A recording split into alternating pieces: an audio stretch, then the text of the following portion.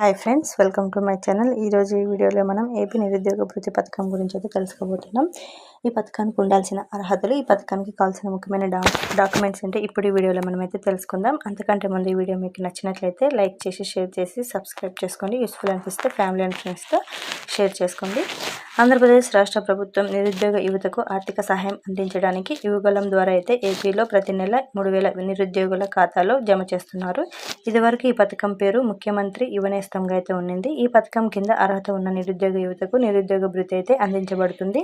ఇంకా ఈ పథకం ద్వారా ప్రతి నెల 3,000 చొప్పున సంవత్సరానికి 36,000 జమ అయితే అవుతుంది. గతంలో ఈ పథకాన్ని అమలు చేసిన కొన్ని రూల్స్ అయితే తెలుసుకుందాం. ఈసారి కూడా ఇవే పెట్టే ఛాన్స్ అయితే ఉంటుంది. అర్హతలు: వయసు 22 నుండి 35. విద్యా అర్హతలు: కనీసం ఇంటర్మీడియట్ లేదా డిప్లొమా లేదా ఎవరైనా గుర్తింపు పొందిన విశ్వవిద్యాలయం నుండి డిగ్రీ. రాష్ట్ర పౌరులు: అభ్యర్థి ఆంధ్రప్రదేశ్ రాష్ట్ర పౌరుడై ఉండాలి. ప్రభుత్వ ఉద్యోగం లేకుండా ఉండాలి.